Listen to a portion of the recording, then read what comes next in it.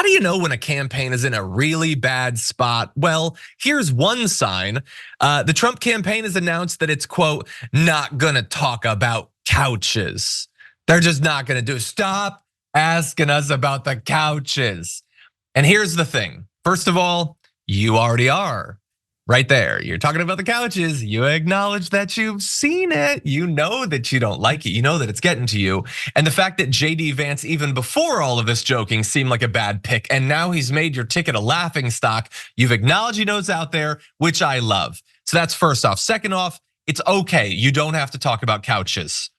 I will. I'll continue to do it. I have a feeling many of you watching this will continue to do it. We will hold that down. We don't need your contributions. A storm is tearing up the digital media industry. Only our audience can save us in these difficult times. Help us reach our goal of 100,000 new members at tyt.com/team.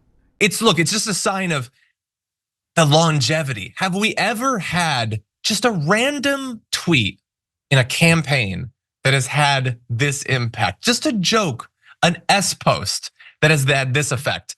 And by the way, the author of the post said to Business Insider that he's, quote, really enjoyed thinking about his team and all of the idiots associated with him having to grapple with this. Like, there's a case to be made that it might be one of the greatest jokes in modern American politics just because of the saliency and how plausible it seems. Again, it's not true. We're not spreading conspiracy theories. He did not take a latex glove, turn it inside out, stick it between two couch cushions and have sex with it.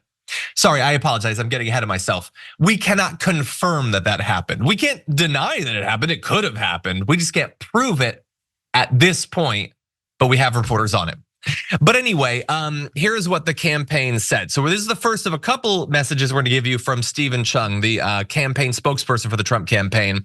They get worse as we go, but he said Harris and Walz, quote, are scared of talking about their liberal records or policies, instead talking about nonsensical things like couches and coconuts.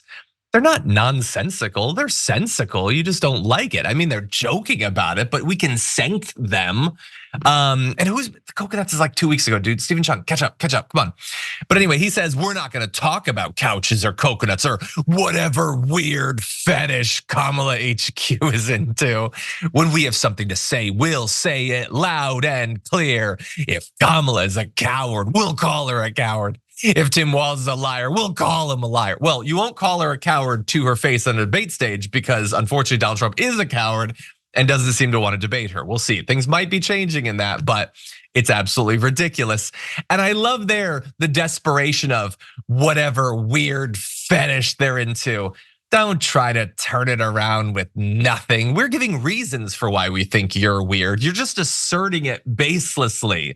I know that the bar is low in your base for them to accept the BS that you're spinning, but I don't think it's particularly effective. So anyway, they're not gonna talk about it. Well, they're now multiple paragraphs into talking about it, so I'll take that, okay? And again, if you have something to say and you wanna say it loud and clear, say it on the debate stage. Although they do sometimes, like, I'm criticizing them, but sometimes Donald Trump does not traffic in like whispered nuance. When he wants you to believe that biracial people don't exist and Kamala Harris somehow against all evidence became black a few years ago, he just says it, he screams it in fact, in an auditorium packed with black journalists. So I don't think it's a good thing like Steven Cheung is implying that it is, but it's definitely out there. And so again, look, I don't know how long the couch thing is gonna last. I don't know the mark that it's gonna have on this race, but I will just say, as I have multiple times, that if it goes away and we have to fill that void with some other discussion about JD Vance, it immediately gets way worse for JD Vance at that point. I enjoy the vibes of the jokes about the couch and I'll continue to do it, but talking about his actual record makes him look like an absolute effing monster. You want us to just repeat over and over again that he thinks that if like a 13-year-old girl gets raped by a family member and impregnated, she should be forced by the power of the government to give birth to that? I don't want to talk about that. That's super, super dark. But that's what your dude actually believes. So we can dispense with the jokes and talk about the serious stuff if you want.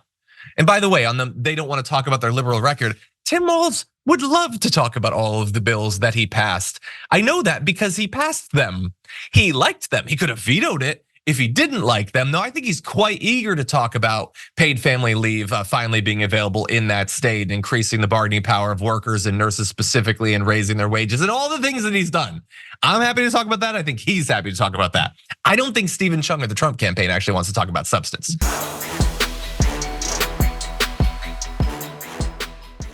When you click the join button and become a tier 2 member, you get access to all of our weekly top 10 lists. What are you waiting for?